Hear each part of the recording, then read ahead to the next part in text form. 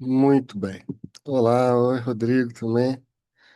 Então, gente, vamos aproveitar a nossa turminha pequena de hoje e vamos trabalhar, porque tem coisas muito interessantes.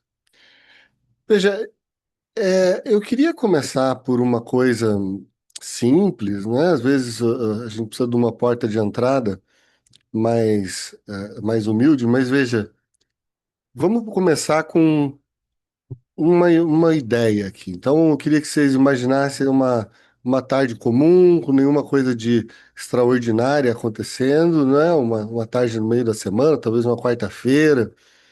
E aí, pense que, bom, não tem nenhum grande evento. Você só termina de trabalhar, aquele negócio tá cansado, né? Vai tomar um café sozinho na cozinha antes de continuar o dia. E aí, naquela coisa de fazer o café, você tá ali sentindo o cheiro e tal, do café que tá fazendo, tá passando.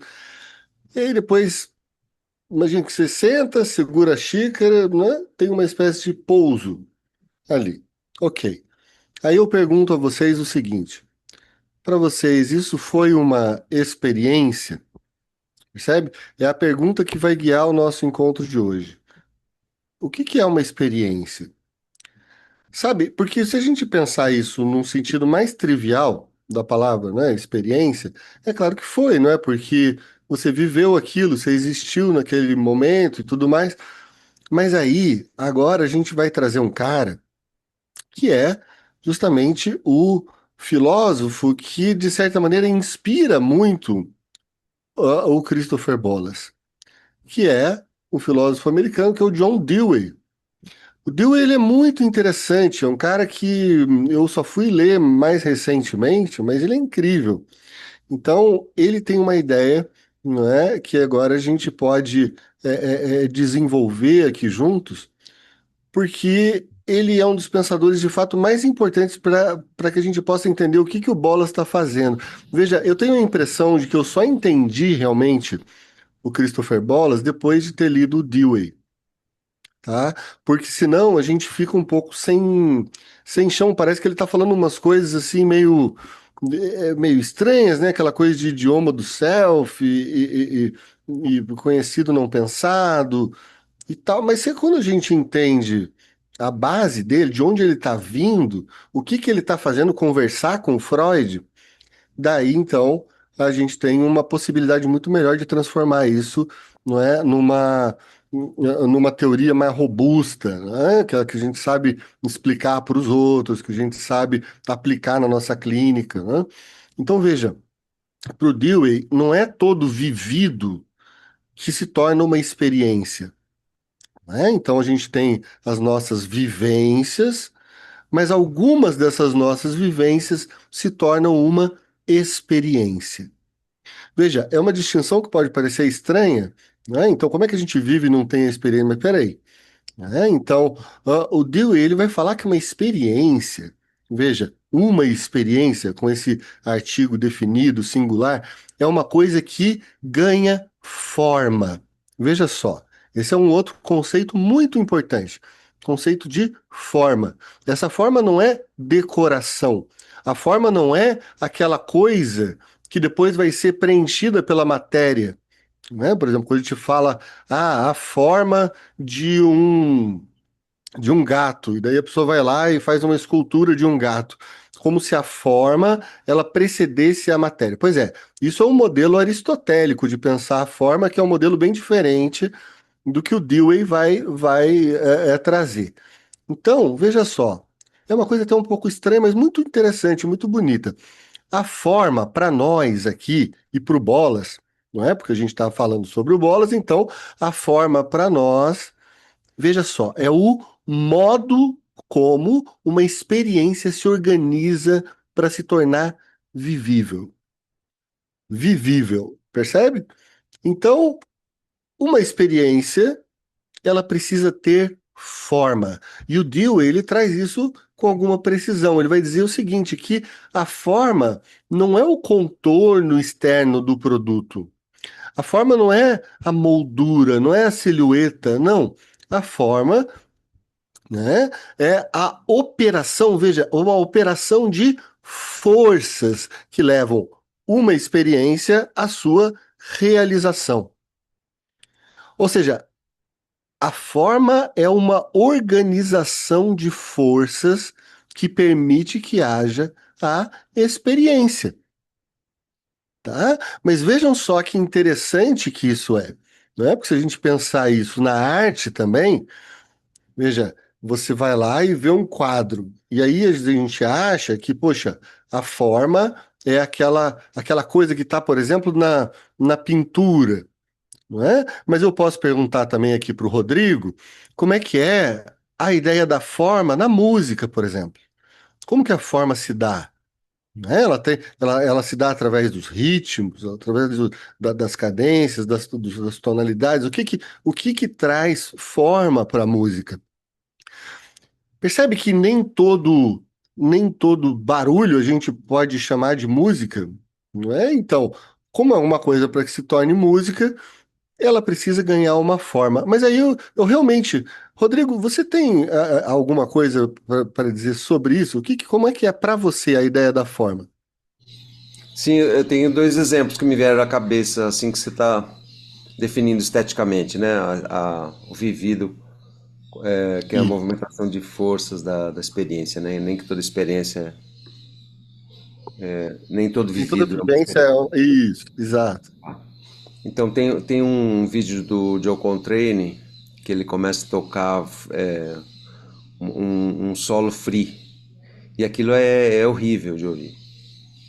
Até o Uhum, momento, até o momento que que o narrador te leva à origem que movimentou aquele som, né? Que foi uhum, um transe de candomblé. uhum. Então é a partir de uma alusão a isso que aquele som surge. Sem saber disso, você não vai ouvir. Então você muda quer dizer, eu tô achando que é isso, né? Daí você me Aham. corrige. Você muda o jeito de ouvir a partir de saber a origem que mobilizou o afeto daquela produção, né? E também a questão do Hermeto Pascoal, né? Que para a gente seria um barulho, para ele é música. Então depende Aham. também muito de quem escuta, né? No caso da música, né? De quem é o Isso. músico. Agora, exatamente, depende, porque o que acontece é o seguinte: você não tem a experiência como um mero acontecimento, não é? A experiência, ela se dá no encontro. Então, a forma estética, ela não está lá naquilo que é feito pelo artista, ou seja, aquilo ali em si ainda não é arte, a não ser que seja ouvido por alguém, não é? A música, ela não é arte em si, ela só se torna uma forma estética no momento em que alguém escuta a música. Percebe? Então a música não está na partitura para o Dewey, a música está no encontro, na experiência. E essa experiência, ela vai produzir um terceiro termo, não é? Que é justamente algo entre aquilo que é feito pelo artista e aquilo que é, então, é sentido, não é? Pelo espectador, vamos dizer assim. Mas olha só. Então, a gente está pensando a forma como uma organização que é dinâmica. Veja, é uma coisa que está em movimento. É uma, como a gente está dizendo, uma organização de forças. Veja, essa organização de forças, ela não se dá no som em si, ou ela não se dá na pincelada em si. Ela se dá no encontro daquilo com quem olha, com quem ouve, né? E ali se produz ou não uma experiência. Tá? Então, notem que quando vocês vão a um museu, vocês podem passar por 300 quadros que não te tocam. E de repente, um deles você para ali na frente e fica uns 5 minutos olhando. E aí aquilo te produz uma experiência. Porque a experiência aqui é quando alguma forma se cria. E a forma para nós é um modo de organização da experiência.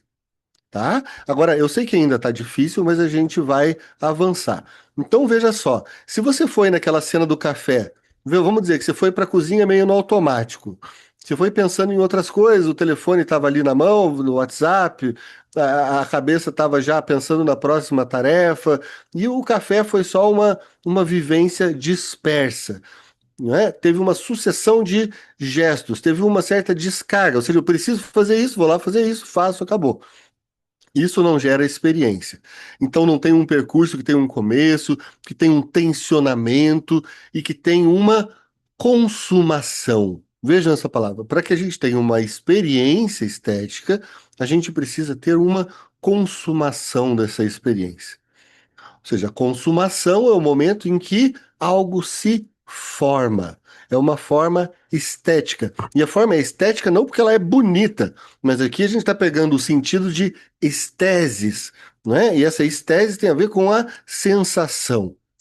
Então veja, imaginem que nesse café, de alguma forma, o momento mesmo do fazer o café, de sentar, aquela coisa do cheiro do café, o calor na mão, o silêncio ao redor, e aí alguma coisa acontece, se cria uma certa unidade. Veja, o tempo aqui parece ter alguma textura, percebe? Então, a experiência, ela caminhou, não é? Para a gente pensar assim, de um ponto qualquer para um ponto de chegada que não era um fim cronológico, mas é um fim que o Dewey vai chamar de consumação. Ou seja, a consumação é esse ponto que a experiência atingiu uma consistência própria.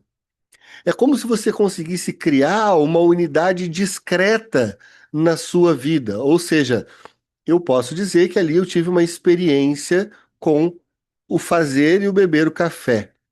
Isso teve uma forma porque essa forma tem textura, ela tem uma certa, ela tem um certo calor, ela tem um certo cheiro e você consegue então pensar a experiência, sonhar a experiência do café, porque ela se tornou algo que se destacou do seu dia.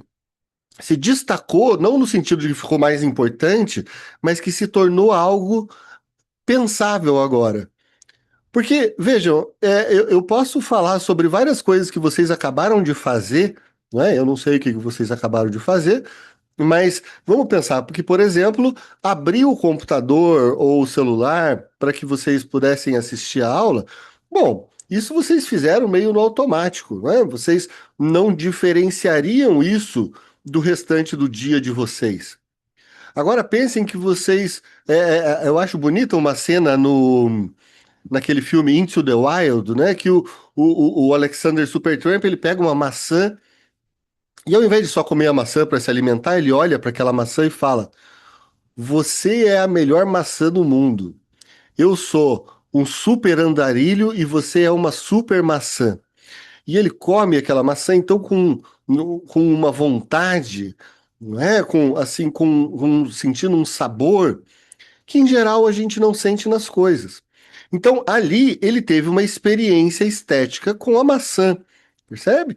Então, isso é muito interessante para a gente pensar que a experiência estética não é essa coisa da arte acadêmica, não é? Ou das belas artes. Não, a experiência estética ela está presente na nossa vida desde que a gente consiga fazer um recorte do nosso vivido e transformar isso em algo especial. Percebe? Em algo que. Então veja só, a diferença dessas duas cenas do café, ou comer uma maçã qualquer e você comer a super maçã, não é? Com aquele tesão, não é? De comer aquela maçã. Poxa, aquilo se destaca da experiência. Agora, vocês já repararam como a nossa vida, ela é uma coisa que a gente vivencia muito e experiencia pouco? Olha aqui que eu estou dizendo, eu acho importante pensar isso. Por que que acontece isso? Em geral, a gente está resolvendo coisas, resolvendo problemas. Está no trânsito e está, enfim, a gente bota até uma música, mas é só para que fazer aquele tempo passar mais rápido. Você dirige, você faz tudo no automático e algumas vezes a gente tem de fato uma experiência. Algumas vezes. Então, eu quero que vocês pensem, não precisam dizer, mas que vocês pensem quais são os momentos da vida de vocês que vocês sentem que tiveram de fato uma experiência estética. Tá? Então vocês podem dizer, por exemplo, poxa, não sei, quando meu filho nasceu, não é? Ou quando eu me casei, quando encontrei uma. Mas notem que aí fica uma coisa muito ligada a grandes eventos, grandes acontecimentos. Mas o que que no processo do dia de vocês, podem trazer como uma experiência estética? Então pensem nisso, não na vida inteira, mas em hoje, em ontem. Sabe? Aquela música que vocês escutaram que não foi só, né? Deixa ali tocando porque vou criar uma música de fundo. Não, mas aquela música que foi, aquela música que arrepiou, que foi sentida enquanto experiência estética. Ah, pode falar. Vamos lá. Oi. Eu não sei se é uma agência estética muito importante, mas eu dou aula também. E eu sinto, às vezes eu vejo aquela cena do caos, o caos dessa aula, ou um momento em que você está conectado com os alunos, sabe? Para mim, aquilo é uma experiência que ela é estética também. Tá, Acho tá. que faz sentido. Isso. E como que é esse recorte que faz com que essa experiência seja diferente do resto do conteúdo vivido do teu dia?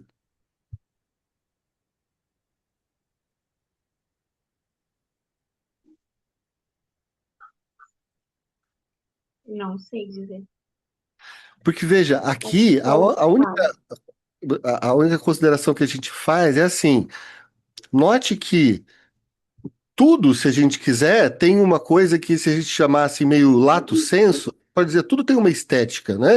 Então, se você olhar para uma canequinha dessa aqui, você vai dizer, não, isso aqui tem uma estética.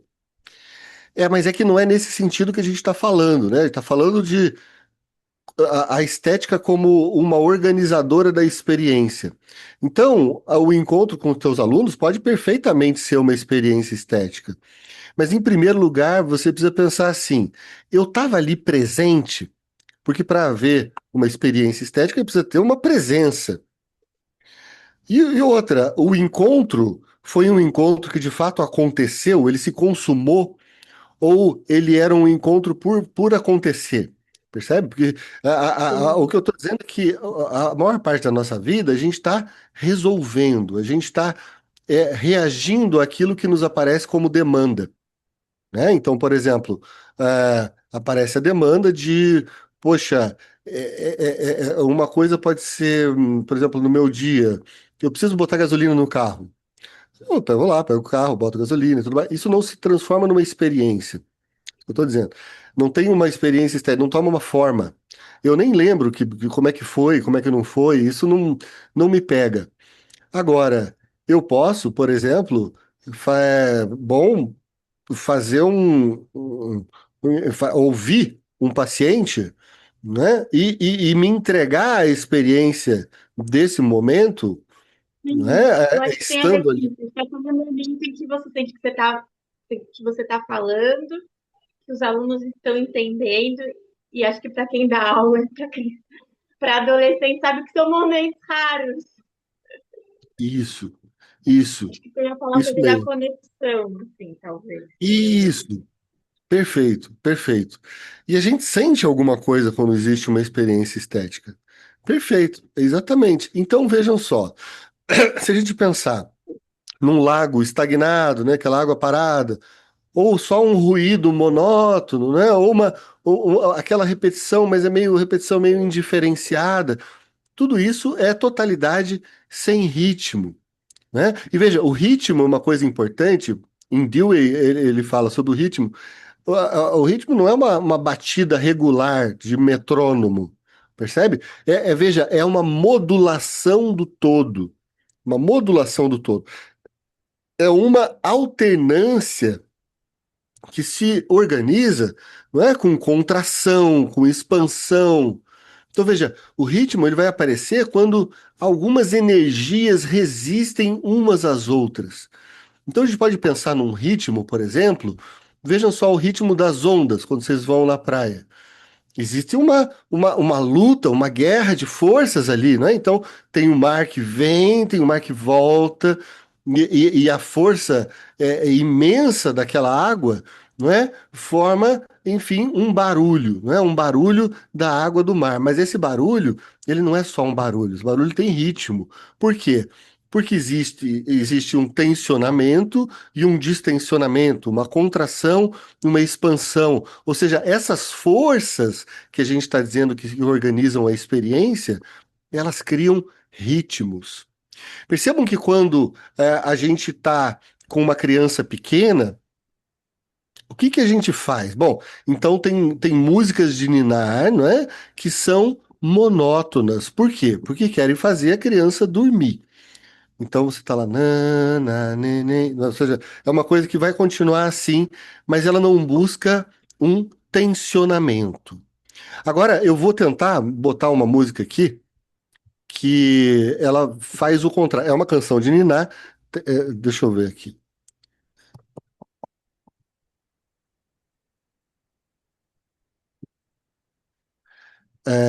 Porque eu tive a ideia de passar só agora para vocês, gente, desculpem a desorganização, mas é que é para fazer um contraponto ao que é monótono.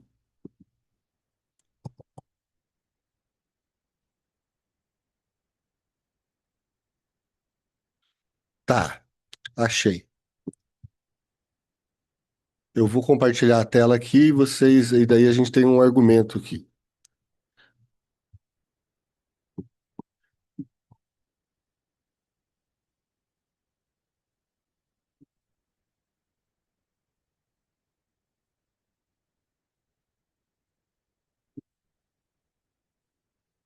Então, olha só, aqui eles estão fazendo assim músicas da América Latina, canções de niná da América Latina. Si nous sommes ici rassemblés ce soir, c'est pour faire une sieste collective. C'est dimanche. Et si l'enfant ne dort pas, alors il sera mangé par le diable blanc.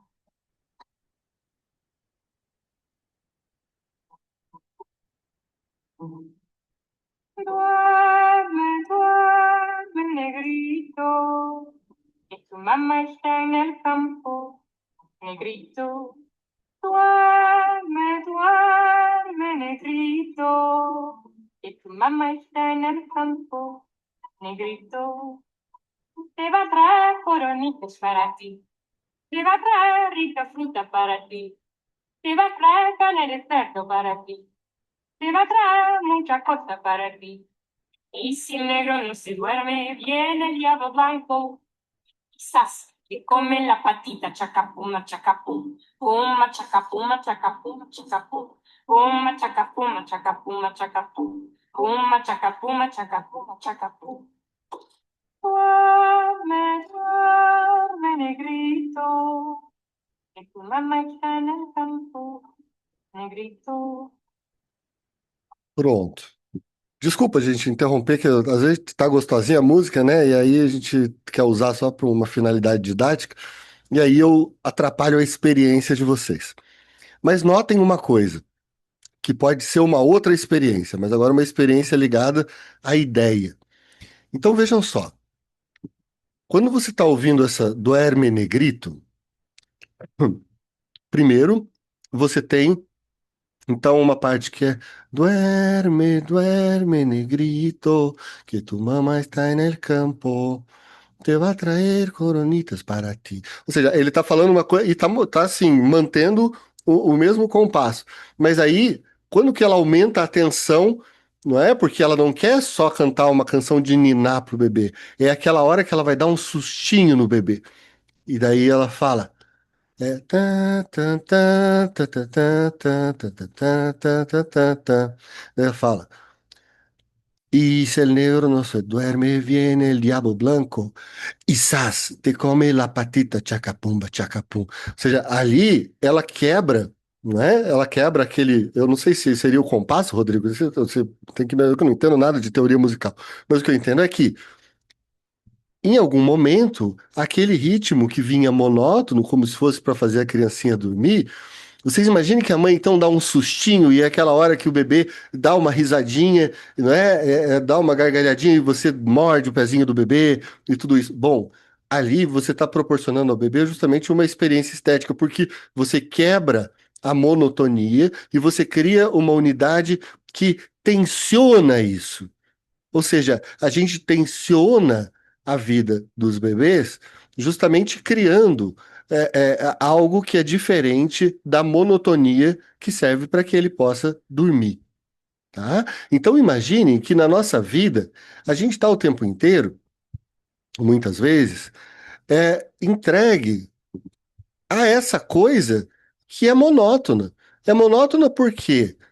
Não porque necessariamente tenha sempre o mesmo tan, tan, tan, tan, tan, tan do seu dia, mas é porque você não se deixa tomar pelos momentos de tensionamento, não é? De contração ou de relaxamento, e sabe? E essas coisas que vão criando a possibilidade de uma experiência. Vocês entenderam, gente, essa parte? Porque a gente vai avançar, mas é importante que isso fique claro para vocês, porque isso é muito bolasiano. Também, né? Claro, porque ele, de certa maneira, rouba isso do Dewey, mas ele rouba, ele dá créditos, né? O Winnicott nunca falava de quem que ele roubava. O Bolas, ele de vez em quando ele fala de quem que ele rouba. E aí, nesse caso, ele não tá roubando mais, né? Que ele tá citando o Dewey. Então, veja, precisa ter um obstáculo, precisa ter um isás, sabe? Essa coisa que interrompe o monótono, tá? Então a experiência ela se dá dessa maneira, porque aí você cria uma forma, tá bem? Então olha só. A experiência genuína não é essa que tudo flui lisinho, sem atrito, sem problema. Não, a experiência genuína é essa que encontra resistência. E depois dessa resistência, ela ganha uma forma. Pode ser a forma da risadinha da criança. Pode ser a forma do cheiro do café que interrompe seu dia e você para o que está fazendo para ir lá ver o que está acontecendo naquele café junto com o calor que aquilo gera na sua mão, percebe? Existe um percurso que interrompe. Então, a experiência é uma interrupção da nossa monotonia do vivido. Ou do barulho, percebe? A gente poderia pensar, não é, que a gente vive com muitos barulhos, mas quando que um barulho desse vira música? E quando que uma música dessa vira experiência? Bom, você precisa se entregar à experiência. O bebê tá ali ouvindo essa canção da mãe com todo o corpinho dele. Tá ouvindo com todas as possibilidades de ser afetado que ele tem naquele momento. E aí ele se assusta realmente, só que ele toma um sustinho e depois ri. Percebe? Porque ele está, não é? Ele está se entregando à experiência. Tá bem? Então veja, a experiência ela não depende de uma formulação linguística. A experiência ela pode ser perfeitamente pré-verbal, mas ela pode ser verbal também. Quando a gente está lendo um livro, não é? Uma coisa é você lendo um texto com ou sem experiência, né? Com ou sem forma. Né? E quando que é um livro ou uma aula? Veja só, o que eu busco fazer com vocês aqui, eu acho que vocês notaram, né, que assim, as aulas do Eduardo são meio diferentonas, porque em vez de ir lá e explicar direito os negócios para nós, ele sempre quer trazer uns negócios para dar para fazer uma gracinha. Mas é que, veja, esse fazer uma gracinha é uma tentativa de uma interrupção, porque na minha concepção, você ensinar psicanálise, a gente tem uma curiosidade aqui que é o seguinte: o mesmo psiquismo que a gente está estudando é também a ferramenta que a gente usa para estudar. E para você entender alguma coisa em psicanálise, você precisa usar, não é? Você é o sujeito, mas você também é o objeto de estudo. Então você se confunde enquanto sujeito e objeto. Por isso que eu sempre estou remetendo a experiências que vocês podem reconhecer, para que vocês não só entendam cognitivamente o que eu estou dizendo, o que não é para nada uma experiência, e que vocês, de certa forma, possam sentir alguma coisa de experiência, que é aquele momento de, tá, isso eu sei o que é, porque eu sinto isso. Tá bem? Então, a ideia da experiência não é só eu posso sentir, mas é transformar aquilo que a gente faz numa experiência estética. E vocês concordam comigo que se a gente faz isso na aula, também é assim que a gente busca fazer na clínica psicanalítica? Ou seja, o paciente chega, ele começa a falar, a falar, a falar. E tudo que ele está falando, ele está fazendo um despejo de várias vivências. Quando ele chega e fala, essa semana, porque ele acha que ele precisa contar da semana. Essa semana teve isso, teve aquilo, teve aquilo, teve aquilo, teve aquilo. Monótono. E quando que você ouve Isás, te comer la patita, te acabou? Ou seja, tem que ter um momento que o negócio dá uma quebrada, entende? E que daí alguma coisa acontece, alguma coisa diferente. Porque a psicanálise, nessa concepção bolasiana, ela é uma psicanálise muito ligada à experiência estética. Então, aqui, veja só, a gente pode desfazer uma ideia, né, que está muito ligada a uma série de preceitos, né, que dizem que a pessoa analisada ela é uma pessoa bem resolvida. Ela é uma pessoa bem resolvida. Veja só, isso é péssimo. Falar que alguém é bem resolvido é um horror, é quase dizer, é uma coisa anti-analítica. Por quê? Porque se você tem um ideal de uma pessoa bem resolvida, né, que é essa, né, que a gente pode imaginar que então é uma pessoa que está equilibrada, está sem conflitos, está numa espécie de uma paz meio depressiva, mas permanente, percebe? Aquele cara que então eu sou bem resolvido, portanto agora eu vou me levantar e vou dormir, mesmo com meus convidados aqui. Ele fica meio chato. Ele é bem resolvido porque parece que agora ele entendeu o que que ele é. Gente, se a gente entendeu o que que a gente é, acabou a experiência estética. Acabou. Porque a gente está agora só vivenciando coisas a partir de um ponto de vista fixo. Então, o que a gente quer não é que os nossos pacientes eles parem de ter conflitos, parem de ter confusões, parem de ter dores. Não, mas que eles saibam viver essas confusões, essas dores, como experiências que eles conseguem dar formas. Percebe? E isso faz toda a diferença do mundo, porque ao invés de ter uma vida que aparece como ruído, é uma vida que aparece como música. Então, aqui é muito interessante a gente pensar que o ideal do fim do trabalho analítico, não é? Tem que ser uma coisa então um pouco diferente dessa do estar resolvido, uma pessoa resolvida. Porque olha, o que que é uma experiência sem essas tensões? É uma experiência sem forma, porque a forma, ela é sempre um arranjo das tensões.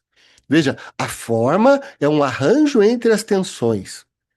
Percebe? Então, quando a gente está pensando na nossa vida, existe sempre um esforço, mas existe o esforço mecânico e existe o esforço estético. Percebe? Então, olha só. É, aqui também não se trata, né, daquela coisa meio hedonista e dizer que a experiência estética, eu vou me sentar e ficar contemplando a paisagem. Pode ser. Agora, isso está te tensionando alguma coisa?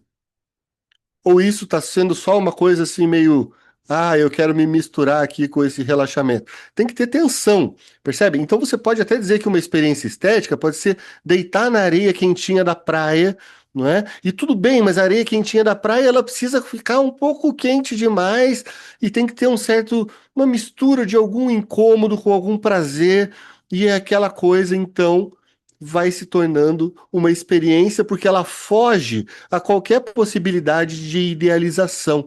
Você está sentindo com o seu corpo e com o seu psiquismo, porque os dois são dois modos da mesma coisa para o Spinoza, né?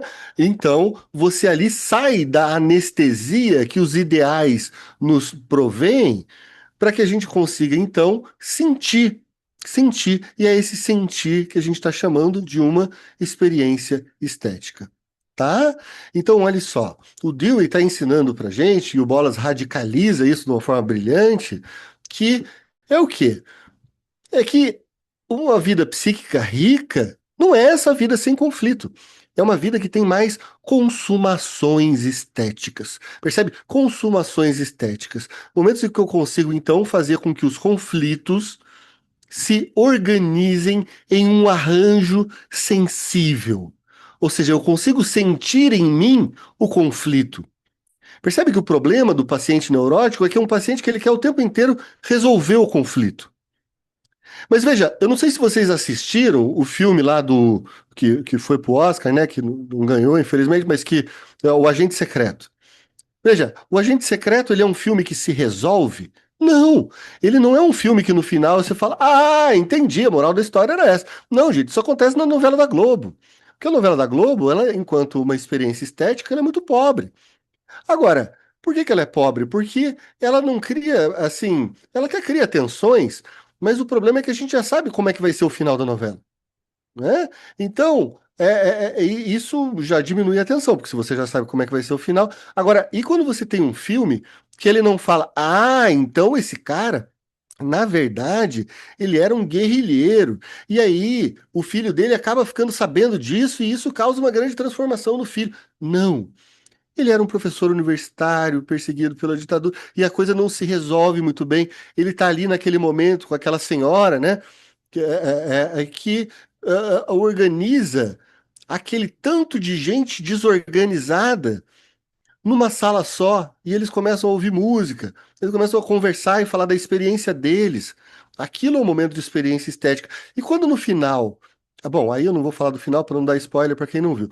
Mas Entendam que, entendem que, tipo, é um filme que você não chega a uma conclusão que você sai e fala, ah, entendi. Não. Por quê? Porque o bom filme, ele não se resolve. A experiência não se resolve. Às vezes, numa boa música, a boa música não se resolve. Naquele filme que eu passei para vocês um trecho do Dias Perfeitos, que aquele, não é, o Irayama, não é, ele tá andando de carro e ouvindo a Nina Simone, você não sabe exatamente se ele está triste, se ele está feliz, se aquela vida dele né, tem algum sentido para ele ou não. É- é- não se resolve, mas é por isso que é bonito, é por isso que é uma experiência estética. Porque a experiência estética, veja, ela não se resolve, mas ela cria um arranjo. E qual que é o arranjo do final do filme do Dias Perfeitos ali que eu mostrei para vocês? Era aquele cara meio rindo, meio chorando, meio, mas sendo completamente atravessado por aquela música, e isso a gente sente e nos arrepia. E por que que nos arrepia? Porque nesse momento a gente está tendo uma experiência estética.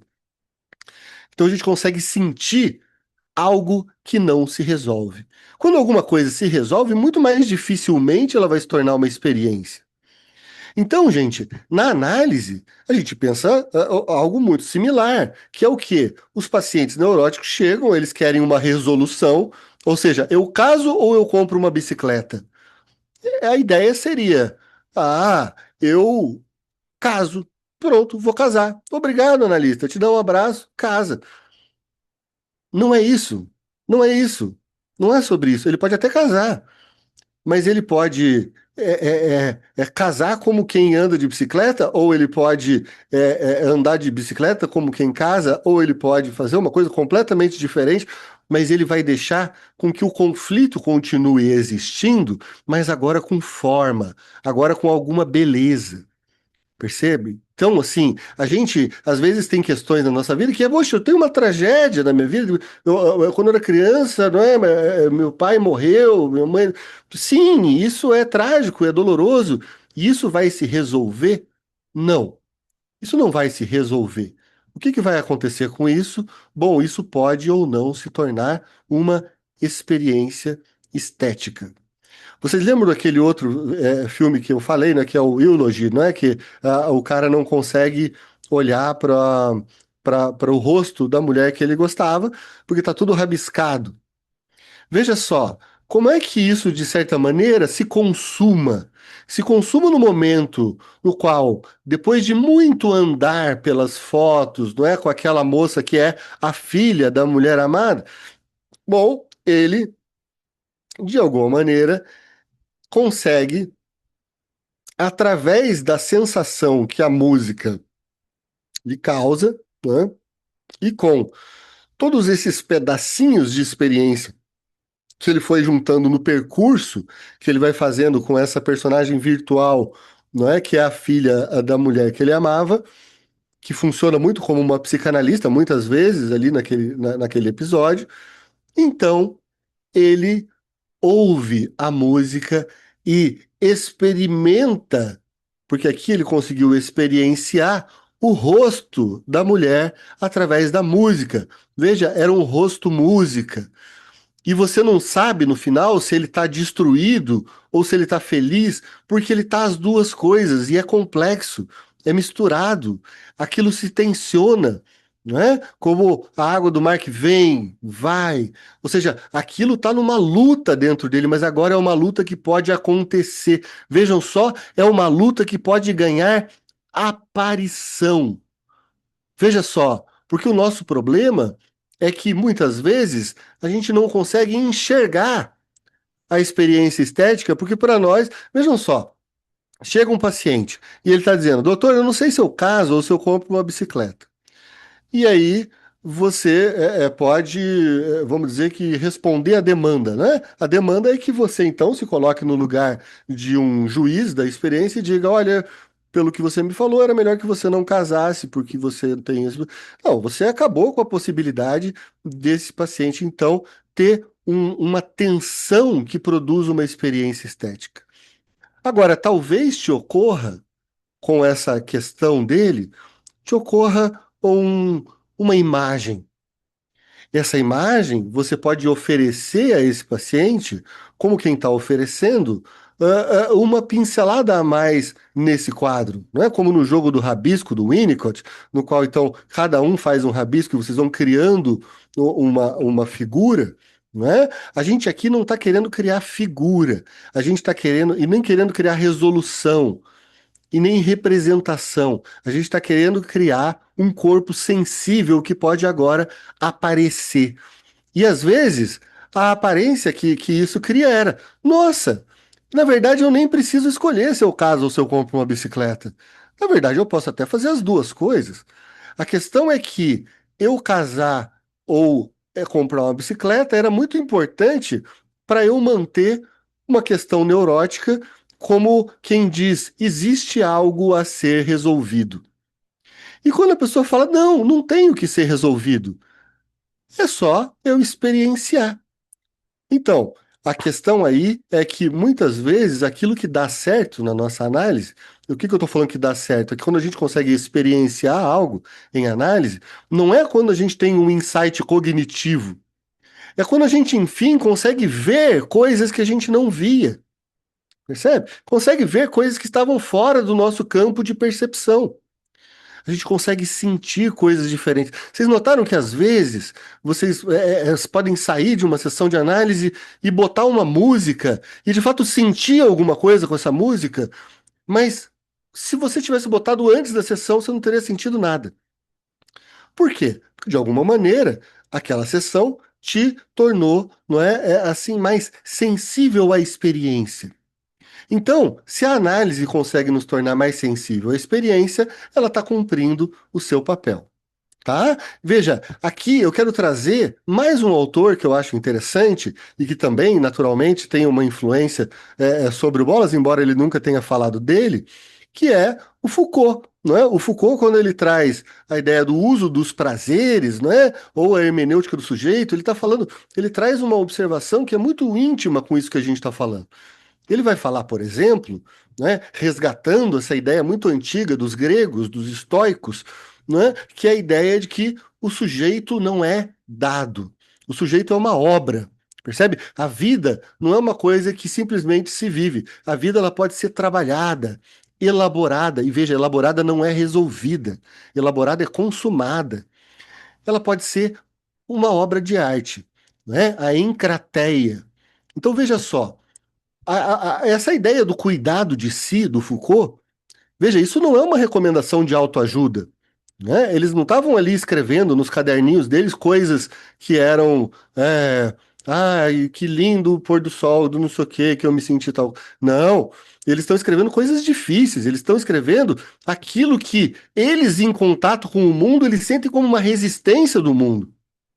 Eles fazem um esforço, por exemplo, eu tentei fazer um jejum, mas no terceiro dia eu comecei a desmaiar. E eles estão fazendo essas anotações Então, eu fiz uma caminhada, mas eu não consegui passar de de tanta distância, porque aí parece que o corpo começou a falhar. Ou seja, buscar o ponto da falha, buscar essa prática de si é uma maneira de tomar a vida como uma arte de existir, uma arte de experienciar. Veja, quando a gente assiste um filme do Cassavetes, por exemplo, ele fala: bom, ali, cada gesto de.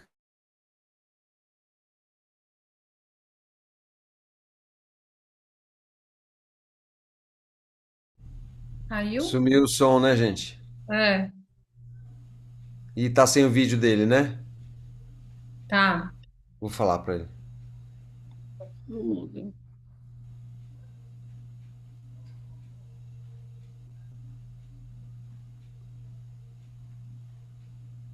Faltando pouca gente hoje.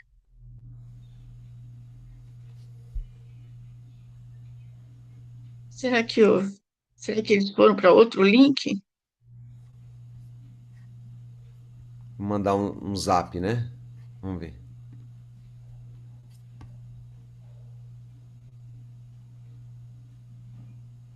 Eu acho que caiu mesmo.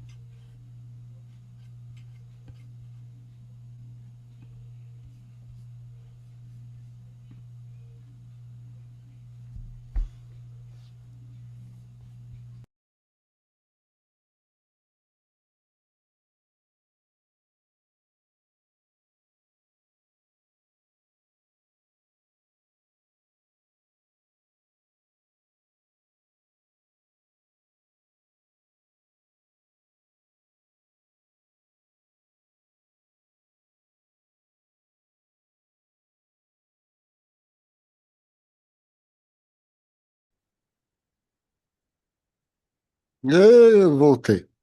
Deixa eu ver. Voltou. Tem que só liberar meu vídeo aqui. Pois é, tive que botar no celular, que minha internet foi-se. Antes estava sem o vídeo também, Eduardo. Você tava falando que tava sem o vídeo um tempão. Ah, é? Aham, Então ele deve ter cortado o vídeo por causa de economizar pode a ser. banda. Sei lá. Foi na hora que você colocou o seu vídeo, aí caiu, entendeu? Na hora que você estava compartilhando sua tela, caiu o seu vídeo. Ficamos no Nossa, divã. eu fiquei um tempão sem vídeo, vocês não me avisaram? Não, estávamos no divã. Não, eu é que tava no divã, porque eu tava aqui falando É, sem sim, serviço. Então vocês me deixaram no divã, perfeitamente. deixamos. Mas que bom, estão me vendo, tá ótimo, e a gente, principalmente, né, estão me ouvindo, acho que é o mais importante. Bom, então, gente, olhem só. A gente está aqui falando, então, não é que, por exemplo, no cinema do Cassavetes, quando tem aquele filme Uma Mulher Sob Influência, né? O que que ele faz? Ele quer extrair do bêbado aquilo que só pode sair do bêbado. Então imaginem que vocês se forcem a determinadas atividades que são assim: eu quero escrever no meu diário, mas só no momento em que eu acabei de acordar e não tenho ainda clareza mental. Eu escrevo fragmentos de sonho, eu escrevo. Ou eu só quero escrever quando eu estiver terrivelmente bêbado. Por que isso, gente? Para que a gente faria coisas nesse sentido? Bom, a gente faria para tensionar isso que a gente acha que a gente é e a gente conseguir obrigar o corpo a pensar. Percebe? Obrigar o corpo a pensar. Entende? Essa ideia? Então, veja, quando a gente está falando do Foucault, né, ele traz uma coisa interessante, né? Essa arte de existir, né, ou a vida enquanto uma obra de arte, não é uma arte da harmonia tranquila, é uma arte do esforço, é uma arte que passa pelo atrito. né? Então, a gente às vezes passa por atritos na nossa vida, por esforços, e diz, mas bom, mas eu não sei o que que isso me traz de bom. Bom, não sei se de bom, mas pode te trazer de experiência, sabe? Então, veja, a gente não sabe como é, por exemplo, cantar uma música em cima do Monte Everest. Bom, talvez alguém vá e faça isso. Mas talvez isso tenha uma resistência enorme que vá se opor a esse tipo de experiência. Então, veja, o sujeito, ele não escreve as notas que ele escreve nos caderninhos lá dos nossos antigos romanos, dos antigos gregos, ele não escreve para se conhecer no sentido de uma transparência, mas para se trabalhar como quem se tensiona, como quem se tensiona, como quem, mas não se tensiona gratuitamente. Ele se tensiona para quê? Para dar forma às suas próprias forças. Percebe? Para ele transformar o ruído em música. Percebe? Porque quando a gente tá, por exemplo, eu só vou escrever quando eu tiver mal-humorado de fome. Então, bom, eu posso fazer isso. E aí, isso vai extrair algo de novo, algo de interessante, né? Então, tem um ponto fundamental no Foucault que é o sujeito que cuida não é aquele que se livra das tensões. Veja, é quem aprende a habitar as tensões, os dramas, de uma forma mais rica, que aprendeu a converter esse esforço em forma, que aprendeu, né, que a vida como obra de arte, ela não é de jeito nenhum uma vida sem conflito, mas é uma vida em que os conflitos encontram passagem. Né? Então, é muito interessante. Não sei se vocês já leram um livro do Dino Buzzati, né, que se chama O Deserto dos Tártaros. É um livro interessantíssimo. E o personagem ele vai então para uma fronteira norte, né? A gente imagina que da Itália, e ele está, não sei se ele está de fato na Itália, mas ele está esperando, não é, do outro lado do deserto, naturalmente. Então a gente imagina que alguma área, né, dominada pelos italianos, e ele está esperando a invasão dos tártaros. E os tártaros não vêm, mas ele está o tempo inteiro pensando, não, mas em algum momento eles vão chegar. Então, existe ali um tensionamento, e aqui acontece uma coisa bonita, que é o seguinte: veja só, em tese, é uma vida extremamente neurótica, né? Que você pensar pela vida do personagem, que é, eu vou esperar alguma coisa chegar, essa coisa vai gerar um conflito, e nesse conflito eu vou, então, entender quem eu sou finalmente, qual é o meu valor, o meu heroísmo, enquanto guerreiro, enquanto soldado. Pois é. Mas isso não impede que exista uma beleza subjacente, né, uma beleza, uma experiência estética subjacente que permite que a obra seja em si uma experiência estética para nós. Ou seja, a gente está ali lendo uma vida extremamente neurótica, mas que no final das contas fala, não, mas também na neurose e nas obsessividades e naquelas coisas que a gente invoca que precisa fazer. Veja, o Bolas, ele começa a carreira dele, não é como na área da literatura. Então ele estuda justamente o Herman Melville, que escreve o Moby Dick. Veja, quando ele está escrevendo o Moby Dick, o que que aparece ali o tempo inteiro?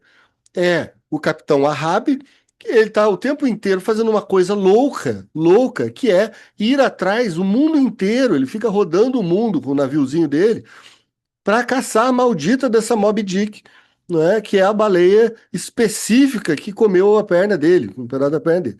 Então, ele fica nesse movimento obsessivo. Agora, veja, não é porque um movimento é obsessivo ou é histérico que ele precisa ser privado de beleza. O problema é que, enquanto obsessivos, ou histéricos, ou fóbicos, a gente não consegue experienciar a beleza dos nossos conflitos. Entendem? Então, quer dizer, tem uma beleza subjacente ao nosso sacrifício. Olha só, o obsessivo ele se sacrifica um monte, né? O histérico ele faz uma série de performances. O problema não é que ele se sacrifique ou que ele faça performance. O problema é que ele está sendo incapaz de entender a beleza do seu sacrifício ou a beleza da sua performance. E no momento em que ele se toma conta disso, toma posse, ele se apropria do próprio sintoma, Não é que ele vai deixar de ser neurótico, mas ele vai conseguir fazer aquilo com intenção. Vejam essa palavra, com intenção. Você começa a viver o seu sintoma, não como se ele não existisse, mas com uma intencionalidade artística. Você vai tentar dar beleza. Então, se você é um obsessivo, você pode ficar, por exemplo, obcecado por construir uma escultura maravilhosa. Bom, pode ser. Pode ser. Eu acho que as grandes obras da humanidade foram porque justamente alguém foi obsessivo a ponto de fazer coisas loucas. Mas, mas tinha ali experiência ou não? Então, essa é a diferença do neurótico que de fato elaborou alguma coisa, e o que ele elaborou, o que que significa aqui para nós hoje? Significa que ele conseguiu dar forma, ele conseguiu fazer uma coisa que o Lacan chama de uma maneira muito bonita também, que é um savoir-faire avec son symptôme, não é? Então, um saber fazer com seu sintoma. Percebe? A gente quer esse saber fazer.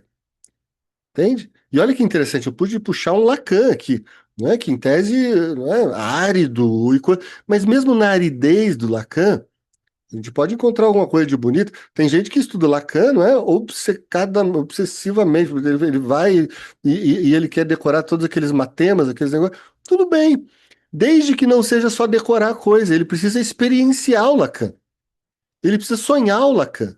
Ele precisa destruir o que o Lacan falou e reconstruir nos seus próprios termos, do seu sonho. Porque, veja, uma grande diferença da psicanálise clássica para a psicanálise contemporânea é que na psicanálise clássica você está muito preocupado em decifrar os sintomas para fazer com que o sujeito, de certa forma, se livre deles, não é? Se livre daquilo que incomoda. Enquanto que na psicanálise contemporânea, o que a gente está fazendo é, veja, não me importa muito se você é obsessivo, o que me importa é, você consegue sonhar a sua obsessividade? Como é que está a sua função onírica? Você consegue sonhar a sua vida? Ou você está empobrecido de experiência? Percebe? Então, aqui, a ideia eu acho que é muito mais interessante, que aí, bom, o Lacan conversa muito com o Jorge Bataille, né? E no Jorge Bataille você tem um erotismo que é puro, é pura ideia de sacrifício, de morte, de violência, ou seja, é uma aliança que a gente faz com aquilo que é podre, com aquilo que é tosco, com aquilo que, enfim, com aquilo que é informe. E aí tem toda uma ideia do informe, mas a gente não vai entrar nisso hoje para não complicar. Então veja, eu queria introduzir um outro personagem aqui, que agora é do Castanheda. Vocês já leram o Castanheda? Não é o Dom Juan, ou a Erva do Diabo, não é o Poder do Silêncio, aqueles filmes, aqueles livros que ele tem que são maravilhosos. Veja, o que está acontecendo ali? Não é? Nos livros que ele está contando sobre esse Dom Juan, que é quem? É um feiticeiro. Dom Juan é um feiticeiro mexicano, não é? E aí o Carlos Castanheira, que é um antropólogo, ele vai para lá e ele quer então fazer uma etnografia com o feiticeiro. Mas ele acaba entrando na experiência proposta pelo feiticeiro de uma maneira muito intensa. E aqui não importa para nós se ele cria mais ficção ou mais antropologia, porque não importa. O que importa é que é o seguinte: o Dom Juan, ele vai ensinando o seu aprendiz sobre as plantas, sobre os espíritos, sobre a feitiçaria. Então, ele fala assim: bom, agora beleza, você come essa planta aqui, mas sempre com um ritual. E aí o que que acontece? Bom, ele apresenta a erva do diabo, não é? A jurema, o peiote. Ele não está só passando uma técnica para frente. Ele está insistindo que o aprendiz precise respeitar cada etapa do rito, cada gesto. Veja, ele não tem como. Porque às vezes ele fala, você é muito burro, porque você obviamente não poderia ter olhado para essa planta. Agora que você olhou para ela, naturalmente ela não vai mais ter a capacidade de te trazer o poder que você precisava. Veja, é uma questão formal. Ou seja, faz toda a diferença do mundo se você olha ou não olha para a planta. Ou se você, quando solta a lagartixa que tem a boca costurada, se ela vai para um lado ou ela vai para o outro, ou se você arruina tudo fazendo tal coisa. Veja, você não precisa acreditar na magia, na feitiçaria, para entender como a experiência neurótica é uma experiência enfeitiçada. Percebe? O Freud já trazia muito essa ideia, né? O Freud ele gostava de antropologia também, entendia, né? Isso que vinha do que ele chamava de um pensamento primitivo. Mas é que o nosso pensamento neurótico, o Freud já percebe muito bem que é muito parecido com o pensamento primitivo. Só que o pensamento primitivo, entre aspas, no fundo, ele traz uma coisa muito bonita, que é o respeito às formas, aos ritos. E por que que é bonito o respeito aos ritos? Porque, veja, na nossa cultura, quando a gente pensa em rito, a gente fala, não, mas que gente doida, não é? Vai lá e faz do jeito que você quiser. Que mané costurar a boca da lagartixa com um espinho de cacto? Isso é uma loucura. Não, isso não faz nenhum sentido. Porque para nós a gente precisa resolver as coisas precisam fazer sentido, né? É o filme que se. Ah, beleza, Sumaya. Então é o filme que se resolve. E aí, o que que a gente está propondo aqui? Que não, a gente não quer o filme que se resolve, a gente quer o filme que produz a experiência. E para produzir a experiência, a gente precisa, de certa maneira, construir ritos, construir formas rituais, percebe? Então, mas essas formas rituais, elas têm uma intencionalidade. Então, uma hora o Dom Juan pergunta para o Castanheira o seguinte: você viu o que precisava ser visto lá na sua experiência com a erva do diabo? E aí ele fala: eu vi uma pessoa quase como se fosse a figura do peiote, né? Que é o que ele tomava para coisa, e ele não me olhou. E aí o Dom Juan pergunta para ele: tá certo, mas você conseguiu entender o que que ele queria de você? E essa pergunta é maravilhosa, porque quando ele está perguntando o que que a erva quer de você, ou a gente pode pensar nos nossos termos, o que que o nosso inconsciente quer de nós? Não sei. Vocês já pararam para pensar nisso? O que que o seu inconsciente quer de você? Bom, isso é você estar em contato com essa coisa que a gente costuma chamar de desejo, né? Ou seja, o que que o inconsciente, o que que ele te impele, né? Então a resposta não está no professor de bruxaria, ela está na erva, ou seja, está no inconsciente. Então, o que a gente vai fazer com os nossos analisandos é dizer, bom, mas o que que esse seu inconsciente quer de você? Não o que que os outros querem, não o que que essas representações querem, mas verdadeiramente você imerso na viagem psicodélica de ter um inconsciente. O que que esse inconsciente quer de você? Percebe? Então, isso é muito interessante, porque se você não cria um rito para fazer isso, não é? Se você tenta abreviar, ou interromper, ou passar por cima, você não encontra o que a planta tem para te oferecer. Né? Você passa por ela sem que nada de essencial se transmita. Então veja só que interessante isso. Imaginem vocês todos com uma experiência psicodélica. Todos. Vamos imaginar que quem nunca tomou nada de psicodélico, a primeira coisa que você sente é um pavor. Né? Eu tenho assim, se eu tomar demais, né? Fica aquele negócio e a pessoa começa então a entrar em, nossa, aquilo dá medo. Por que que dá medo? Porque ele não consegue dar forma à experiência. A partir do momento que você consegue dar forma à experiência, pode aparecer as coisas mais malucas na sua frente, mas você consegue dar forma. Vejam só, eu vou dar um exemplo clínico para vocês que foi o seguinte: uma paciente que chega e ela está completamente desorganizada, ela está falando coisas assim, já teve crises psicóticas, fez uma série de coisas, e ela está me contando que ela, no meio dessa desorganização, foi até uma. Eu não sei como é que chama esse tipo de coisa, mas ela chegou me dizendo que ela foi até esse lugar de terapias alternativas e tal, que lá tinha uma mulher que falou: Você é o vento. E eu falei, interessantíssimo que ela tenha dito que você é o vento. Porque me parece mesmo que você está soprando e você não está encontrando a vela de um barco para você soprar. Porque o que que acontece quando o vento encontra a vela de um barco? A vela está lá, se de repente ela, puf, né? Ela, ela cria uma forma que tensiona, não é? Por um lado o vento empurra, por outro lado ela empurra de volta, e aquilo então ali criou uma forma. Então, agora, ela, ao invés de estar soprando qualquer coisa, ela está empurrando barcos. E agora que ela está empurrando barcos, eu pergunto agora que você está empurrando barcos, como você é o vento, Que barcos você está empurrando? Para onde você está empurrando? Agora dá para a gente pensar. Mas alguma coisa só é pensável, vejam só é pensável, só é sonhável se a gente criar antes uma forma. Nem que a forma seja a forma do vento empurrando uma vela. Mas é que só o vento não tem forma. O vento precisa tensionar a vela para que aquilo adquira forma. Então, eu, enquanto analista, ofereço a resistência da vela do barco. Eu sou a vela do barco para ela. E ela me tensiona, eu tensiono de volta, e aí nisso ela cria uma forma. Isso, gente, na psicanálise, né, winnicottiana, chamaria bom você fazer, então, uma contenção, você fazer um holding, não é?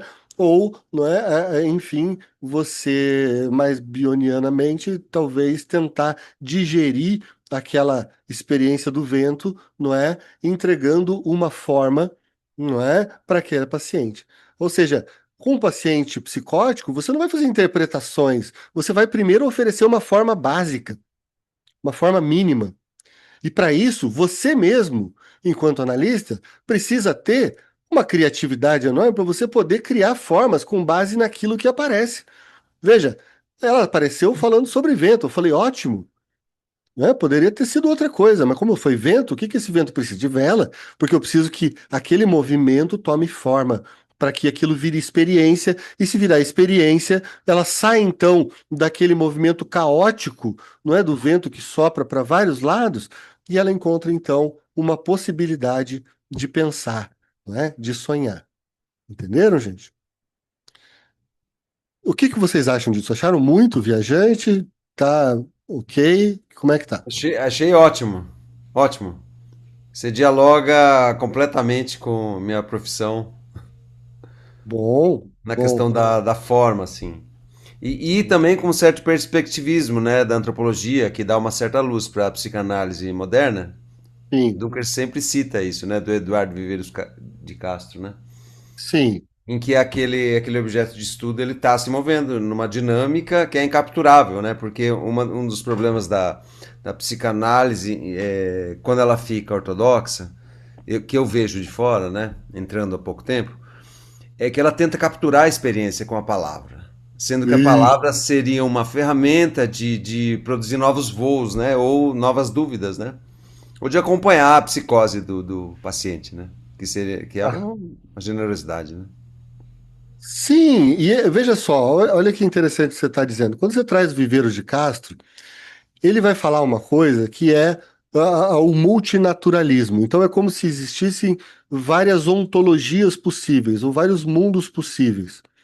Então, o que ele está dizendo é que o cara que, veja, o corpo, para os ameríndios, o corpo, quando você altera o corpo, você altera tudo. Então, quem você é depende de como você organiza seu corpo. Então, se você faz uma pintura de onça, você vira uma onça. E aí, enquanto uma onça, você não é um ser humano fingindo que é uma onça, você é uma onça, não é? E tem uma coisa, você é igual às outras onças e por isso você vive no mundo das onças. Por isso que no xamanismo, o xamã ele precisa, de certa forma, aprender a navegar como um diplomata entre os mundos para buscar possibilidades de formas. Percebe? Então, o que eu estou dizendo aqui não é uma coisa abstrata, não é uma coisa assim, gente, olha que coisa bonita isso aqui, que poético. Não, eu estou dizendo a gente precisa criar formas que são o quê? Como eu falei para vocês no começo, são modos de organização das forças que compõem a nossa experiência.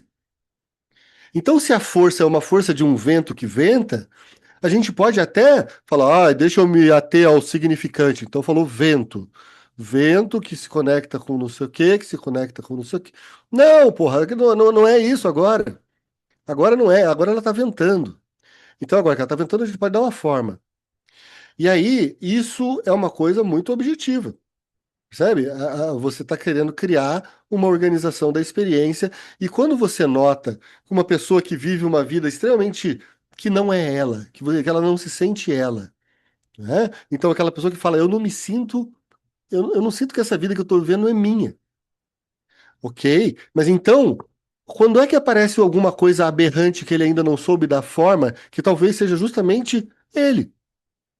Bom, no momento em que, por exemplo, ele fala: eu queria largar tudo e, ao invés de ser professor universitário, eu queria só ficar lá, plantando chuchu na minha chácara. Ok, ele está me trazendo uma coisa importante. Eu posso pensar, não, mas isso é resistência. No fundo, eu tenho que. Talvez, mas o que eu estou dizendo é: a resistência é importante. A resistência é o que faz a forma ser possível. Entende? Então a gente luta com as nossas neuroses entre forças que se opõem. A gente vive conflitos. Né? Uma hora o mar quer ir, outra hora ele quer voltar. As correntes elas se contrapõem. E agora? Bom, agora você precisa organizar essa experiência de tal modo, né, que essas forças contrárias ou forças que vão no mesmo lugar, elas possam ser, veja só, não é nomeadas, é organizadas sensivelmente. Ou seja, eu consigo sentir a mim mesmo como um mar revolto. Perfeito, mas eu não preciso chamar isso de mar revolto. O que eu preciso é sentir o mar revolto, porque agora ele pode ser sentido, enquanto que antes ele era sentido, mas eu não podia transformar isso numa experiência. Eu não podia dizer eu me sinto como um mar revolto. Entende? Porque eu não conseguia transformar isso numa experiência discreta, ou seja, separada da continuidade do mundo. Agora eu consigo sentir o mar revolto, mesmo que eu não nomeie assim. Né? Eu posso nomear de várias formas. Mas veja, várias formas. Então, a forma precede o significante. Tá? Quando eu falo de uma forma de cavalo, isso é muito anterior a falar a palavra cavalo. Porque a forma de cavalo você pode imaginar como uma grande massa equina, né, que se movimenta e que, enfim, trota, galopa, faz essas coisas, não é? Relincha, faz essa série de coisas que o cavalo faz. Vejam só, se eu falar para vocês uma ideia para vocês entenderem o que é forma, não é? Então, se eu falar, pensem na mãe de vocês e pensem o seguinte: essa imagem que veio agora. Se vocês tentassem descrevê-la para mim, mesmo que vocês passassem 3 horas me falando e gastando seus significantes, vocês não conseguiriam transmitir a sensação que ocorre em vocês da presença dessa mãe. Percebe? Se é uma sensação assim ou assado, não se sabe. Mas a ideia é, ela é uma presença que te ocorre. Então você não vai conseguir transformar isso em palavra, porque a palavra é sempre um empobrecimento da experiência. Mas ela pode servir como um complicador que potencializa a experiência, desde que eu saiba usar a palavra a favor da experiência. Então você pode usar a palavra a favor da neurose ou a favor da experiência. O que depende de se você está a favor da forma ou contra a criação de uma forma. Percebe? É difícil, né, gente? Mas eu acho que é importante, e é bonito, e é interessante porque tem muito impacto na clínica, tá bom? Então, bom, eu podia dar muitos exemplos ainda, mas eu acho que o principal de hoje a gente já conseguiu passar, tá bem?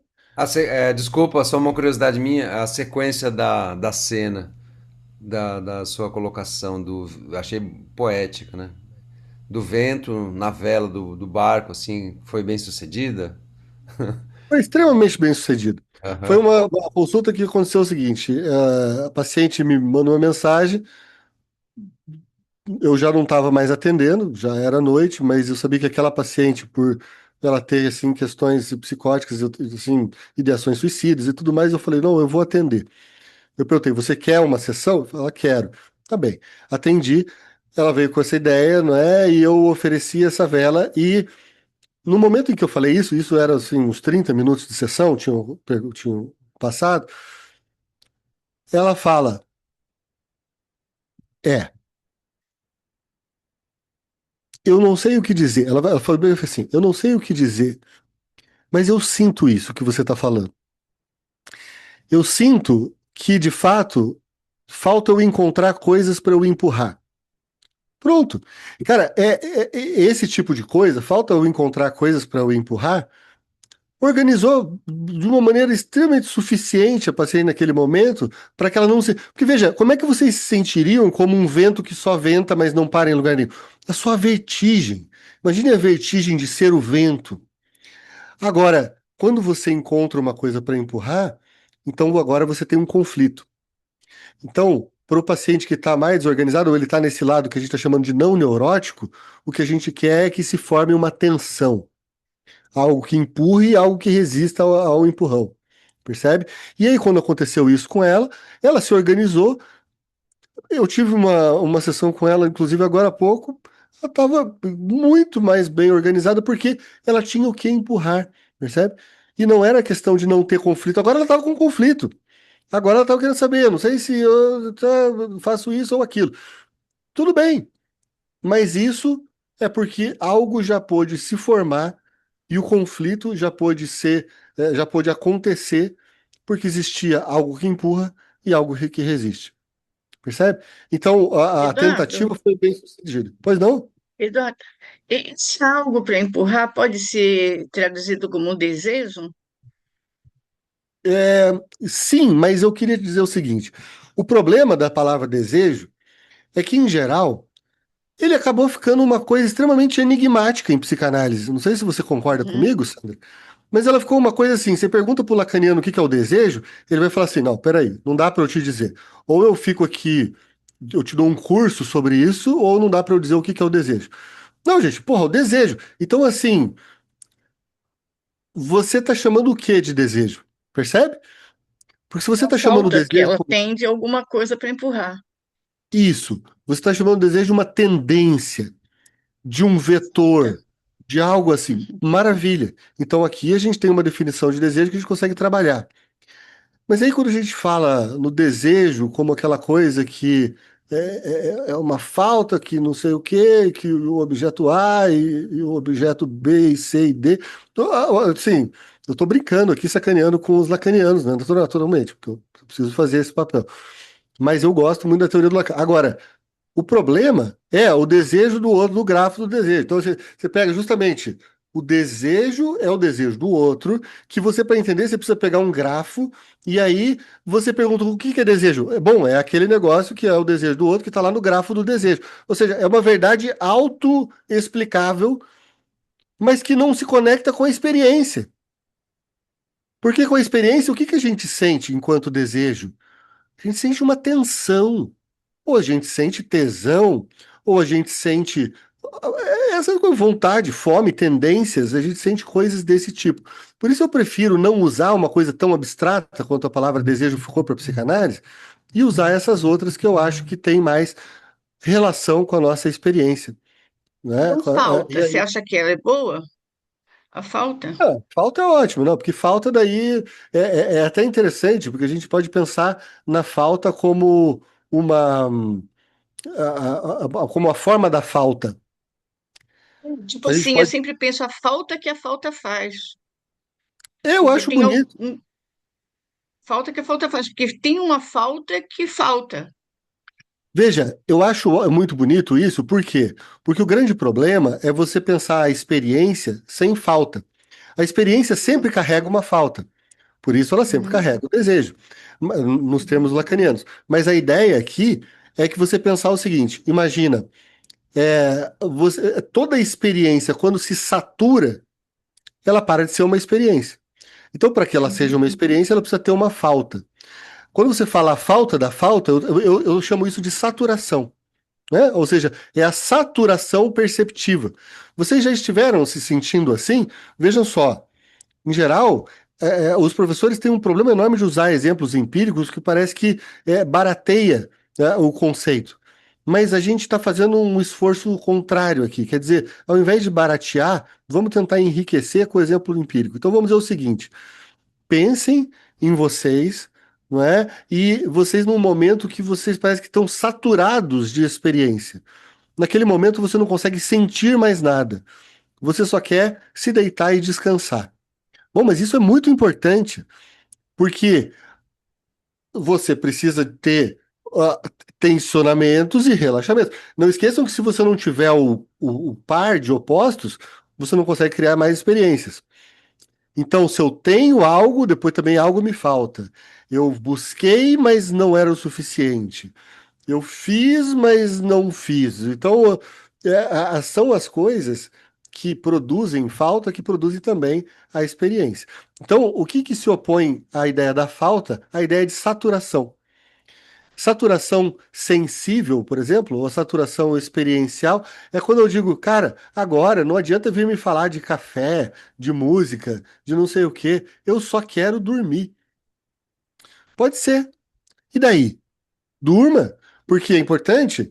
E aí, no outro dia, o problema é quando existe um embotamento da experiência e você já não consegue mais sentir nada. Então, vocês percebem, por exemplo, pessoas que aparentemente não conseguem sentir absolutamente nada, elas não se sensibilizam com nada. Você vai lá e toca a Nina Simone lá e tal, e o cara fala, tá, o que que tem? Parabéns. Ou seja, ele está saturado e ele não consegue mais sentir. Então, o que a gente faz no processo analítico do neurótico é fazer com que esse sujeito entenda que, no fundo, aquela carapaça de completude saturada que ele tem, no fundo, esconde várias faltas, portanto, várias possibilidades para a criação de uma experiência sensível. Percebe? E entendem também como isso vai além do significante, porque no final das contas a gente não está falando só de um sistema de conexões entre palavras, não, a gente está falando da maneira como nós sentimos o mundo, e isso é pré-verbal. Tá bem? É pré-linguístico, é Ok. pré-simbólico. Tá bom, gente? É isso aí. Então, bora lá, vamos enfrentar esse bicho de frente aí. Tudo de bom pra Vamos lá. vocês, até a semana que Bora. vem. Até Oi, semana que vem. Obrigada. até, tchau, tchau. Tchau, tchau.